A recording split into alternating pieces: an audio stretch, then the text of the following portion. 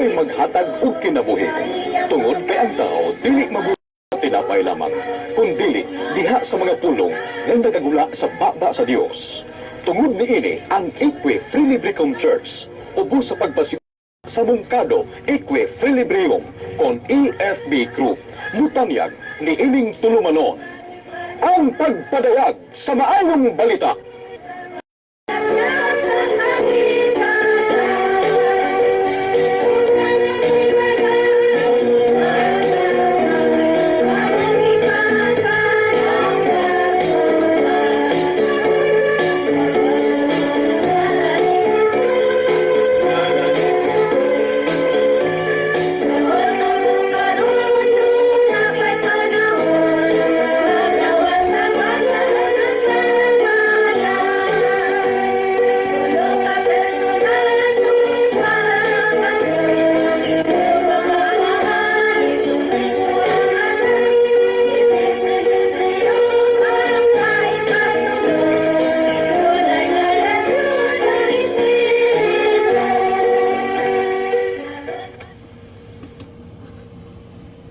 Mayong gabi sa tanan nga nagatanaw o nagpaminaw ikan sa nakalaing lugar sa kalibutan. Welcome igsoon ug hala sa atong opisyal nga online program sa Equi Frilibricum World Religion Central Church, Mungkado, Colony, Babac Island, Garden City of Sabal.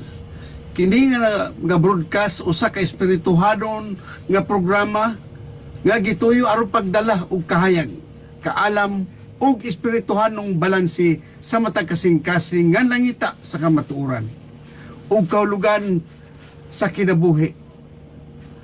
Kini ang inyong sulugoon sa kahanginan, Reverend Art Aguado Malipayon, nga nag-alagad isip usa ka host ug official broadcaster sa atong ministry dining kagabion sa matag higayon nga kita magkatapok pinagi sa social media ug digital broadcast. Atong ipadayon ang usa ka sagrado nga tumong ug pagpaambit sa espirituhanong kahibalo, ang pagpalig-on sa pagtuo ug ang pag-awhag sa katawhan nga magpuyo sa balanse tali sa espiritu, hunahuna ug kinabuhi.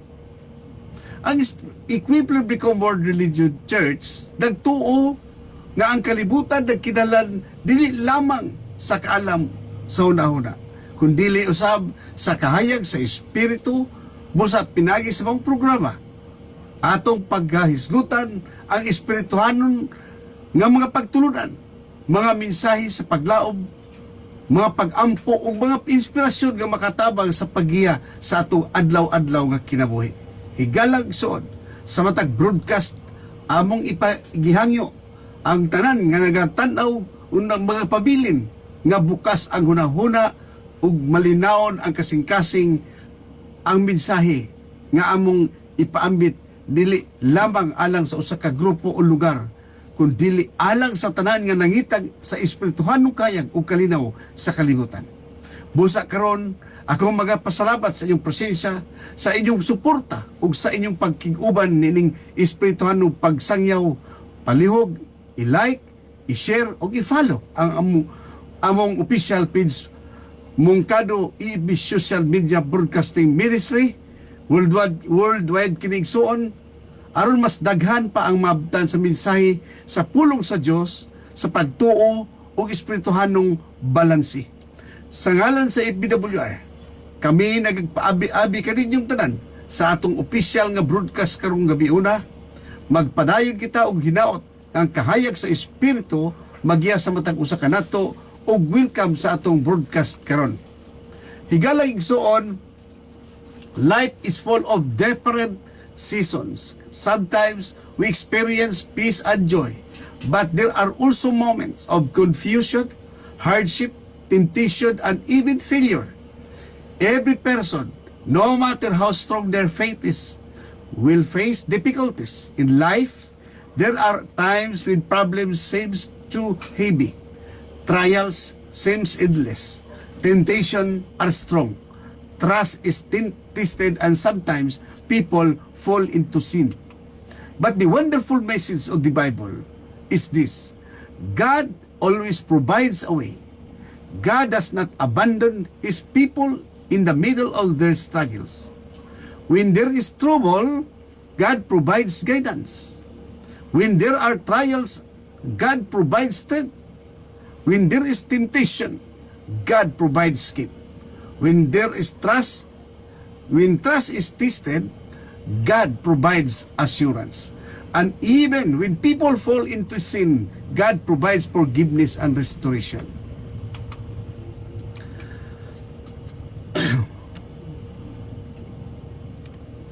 The scriptures repeatedly remind us that God is faithfulness. His wisdom is greater than our understanding. And His plans are always good for those who trust in Him. No matter how dark the situation may be, God has the power to open a door where there seems to be no door. Today, and this evening, we will reflect on 5 important situations in life where God provides a way. Number 1, in times of trouble, in times of trial, in times of temptation, in times when faith and trust are required, in times when people fall into sin. Through these words of God, we will discover that God never leaves His people without direction. Mga igsoon, ang kinabuhi puno sa kanagalaylaing kahimtang. Usahay adunay kalinaw ug kalipay apan adunay usab nga higayon sa kalibog, sa kalisod, sa tentasyon usahay makapasuba sa kapakyasan. Ang matag tawo bisan unsa pakalig-on sa iyang pagtuo, magaagi gayud og kalisdanan sa kinabuhi. Adunay mga panahon nga mga problema murag bugat kayo. Ang mga pagsulay murag walay katapusan ug ang mga tentasyon kusog kaayo igsoon. Ang pagsalig ginatistingan ug ang usahay ang tao mapukan ngadto sa sala. Apan ang maayong balita higala, sa Biblia mao kini ang Dios kanunay magahatag og paagi.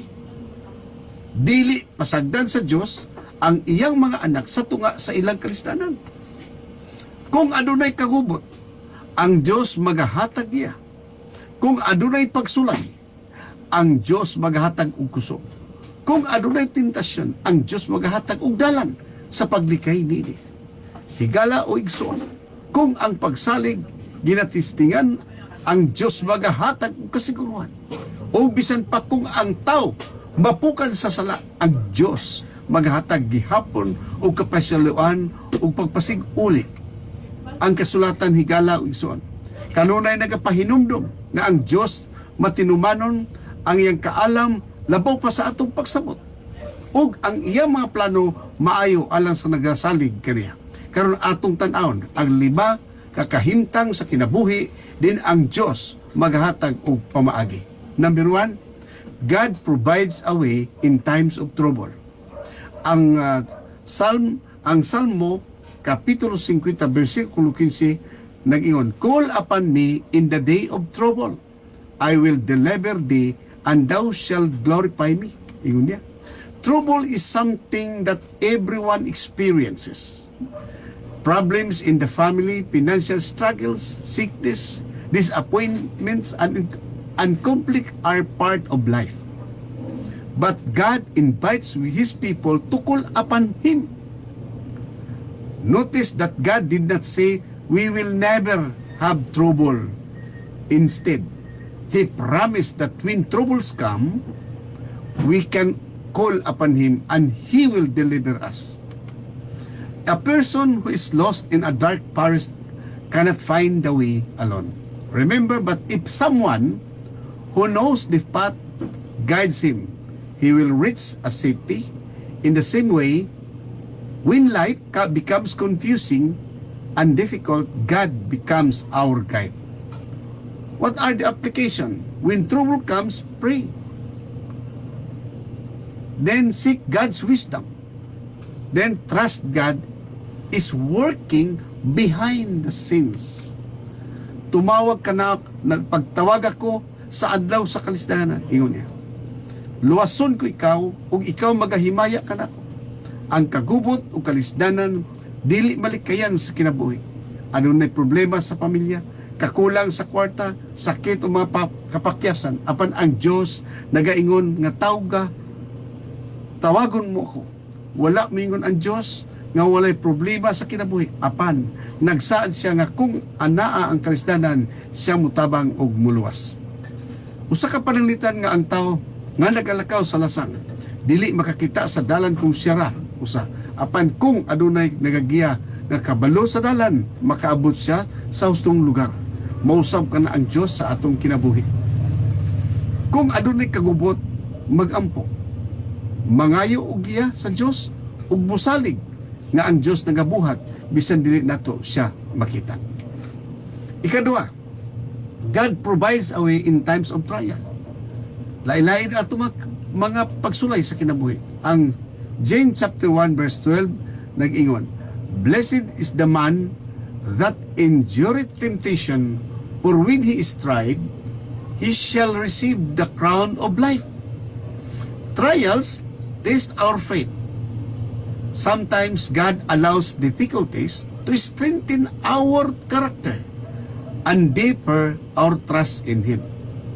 Just like gold is purified by fire, faith becomes stronger through trials. An athlete becomes stronger through training and discipline. Without training, the athlete cannot win. Trials in life are spiritual training for believers. Bulahan ang tao nga magalahutay sa pagsulay, kay kung siya matuod, makadawat siya sa kuruna sa kinabuhi. Ang pagsulay, usa ka pagsulay sa pagtuo, usahay tugutan sa Dios ang kalisdanan.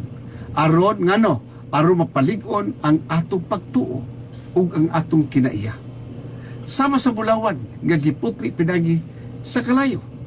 Ang pagtuo nagapalig-on pinaagi sa pagsulay. Pananglit igsoon ang usa ka atleta mahimong kusgan pinaagi sa training niya. Kung walay training, dili siya mudaog.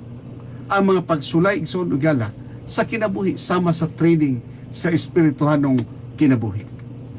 Ikatulo, God provides a way in temptation. In 1 Corinthians chapter 10 verse 13, there hath no temptation taken you but such as is a common man, but God is faithful. He will also make a way to escape. Temptation is real. Everyone experiences it, but God promises that He will always provide a way to escape.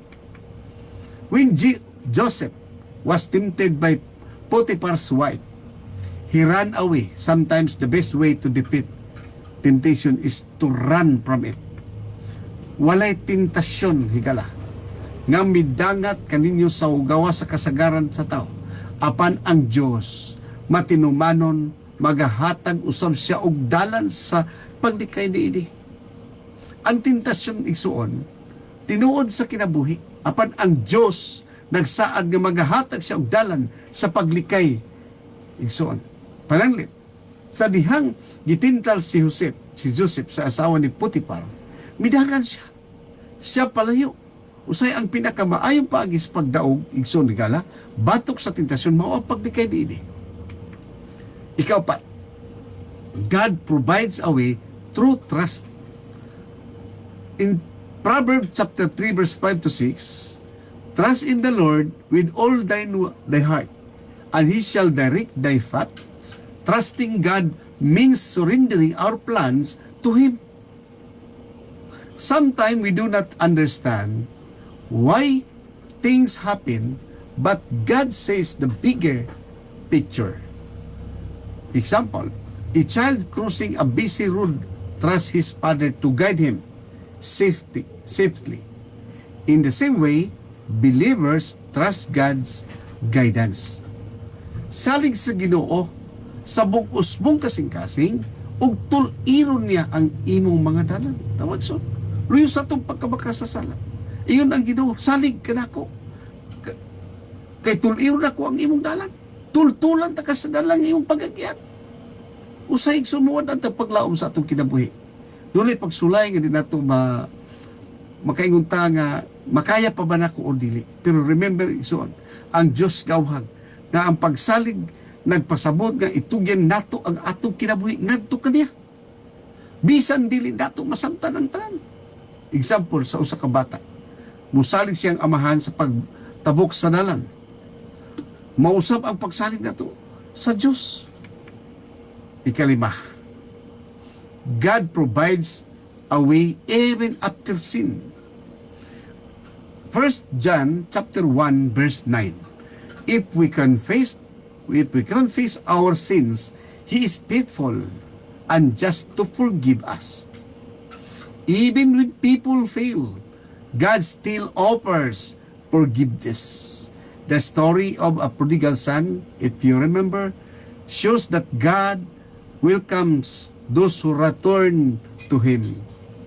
A broken relationship can be restored through the forgiveness. In the same way, God restores those who repent. Kung ato dong isugin ang atong mga sala, igsoon, siya magapatinumanon patarong sa pagpasaylo kanato. Bisan kung ang tao mapukan sa sala, ang Diyos andam gihapon mo pasaylo ug mo pahiuli sa relasyon kanato. Pananglitan ang usa ka relasyon nga naguba, mahimong mabalik kini pinangis pagpasaylo, mausab ang ginabuhat sa Dios sa naghinulsol nga tao. No matter what situation we face, trouble, trials, temptation, the needs for trust, or even sins, God always provides a way. The message today is a simple but powerful. God never abandons His people. When life seems impossible, remember that God can open the way where there seems to be no way.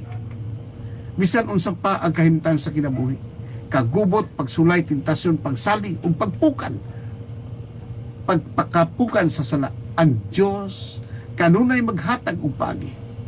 Ang mensahe karon igsoon regala mao kini, ang Dios dili gyud mo biya sa iyang mga anak. Kung ang kinabuhi murag lisod kaayo, hinumdumi nga ang Dios makahimo sa paghimo og dalan bisan sa lugar nga murag walay dalan maagyan igsoon.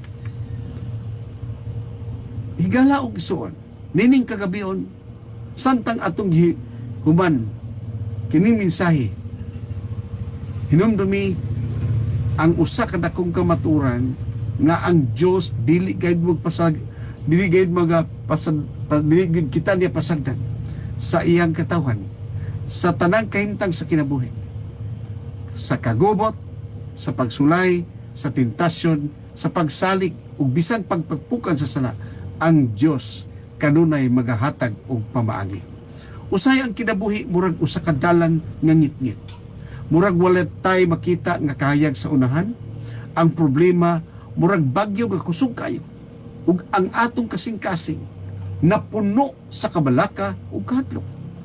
Adunay mga higayon nga ang tao maluya, mapulan ug hapit na muuyon sa kapakyasan. Apan igala og suon, ang pulong sa Dios nagapahinumdum kanato nga ang Dios buhi ug nagalihok sa atong kinabuhi. Ang Dios nagbukas sa dagat nga pula alang sa katawhan ni Moses. Mausab ang Dios nga magahimo sa pagbukas ug dalan sa imong kinabuhi karon. Ang Dios mitabang kang David, batok kang kulayat, mao gihapon ang Dios nga makatabang kanimo batok sa mga higante sa imong problema. Kung ikaw karon igsoon nagadto sa kalisdanan, ayaw kawadi og paglaom, ug ikaw karon nang agis pagsulay, padayon alang sa pagpalahutay. Kung ikaw karon ginatintan sa sala, hinumdumi nga ang Dios nagahatag og dalan sa paglikay niini. Ug kung ikaw napukan na, ayaw kahadlok pagdagop sa Dios kaysa andam mupasaylo ug mupahiuli kanimo. Galag igsoon, usay ang pamaagi sa Dios dili nato dayon makita.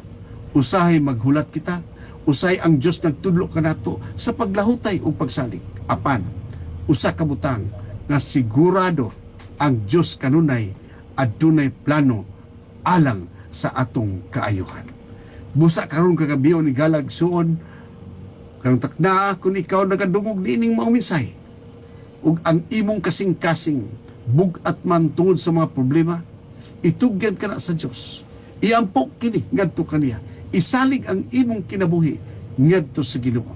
Kay ang Dios nga atong gialagaran mao ang Dios nga makahimo sa paghimo og dalan bisan sa lugar nga murag walay dalan nga agyan. Busa padayon kita sa pagtuo, padayon kita sa pagsaling, padayon kita sa paglakaw uban sa Dios o sa katapusan ni Galagson. Hinat nga kining kamaturan magpabilin sa atong hunahuna o kasing-kasing. Ang Dios magahatag paagi sa hustong panahon, sa hustong paagi ug alang sa atong kaayuhan. Higalag soon ini nga kagabion, hinawat nga ang pulong sa Dios gihatagan nimo luna sa imong kasing-kasing. Aron kini igsuon magapamunga sa imong kinabuhi. Kung ang pulong sa Dios atong gipapuyo sa atong kinabuhi galag suon magapamunga, magaawas ang mga panalangin. Busa higalag suon ni kagabion. Asa ka man karon nga dapit sa kahanginan nagapamati ug nagatan-aw ning atong live broadcasting karon. Hinaut ang Dios magapanalangin kanimo ug kini igsuon ato kining tapuson pinaagi sa mga pag-ampo. Gamhanan og balaan namo nga Dios. Salamat Ginoo sa mga pulong nga among gipaambit karong gabi una. Salamat Ginoo sa mga kaigsunan namo nagapamati. Hinaut pa Ginoo nga kining pulong nimo maabot sa matag usa namo kasing-kasing sa mga kaigsunan namo na may problema Ginoo. Ayuha sila. Tangtangi tabangi sila Ginoo. Bugat man ang ilang mga problema gambin karon, ikaw Ginoo magapanalangin ngadto kanila. Ikaw magaayo kadto kanila Ginoo, kay ikaw ang gamhanan ug tag-iyas among mga kinabuhi. Busa ning kagabion Ginoo sa tanang namati karon, nagatan-aw sa among broadcasting. Ikaw Ginoo magabisibis sa imong mga panalangin sa walay katapusan. Nining kagabion ang tanan, among ibalik ang dakong dugong pagpasalamat diya sa pangalan gamanan, sa ngalan sa Amahan, diya sa pangalan ni Jehova, sa anak sa among Ginoong Kristo ug diya sa Espiritu Santo, bag-ong ngalan ni Kristo, ikwi prilibriyom nga maghatod kanamo ngadto sa kinabuhi nga walay katapusan. Amen o amen.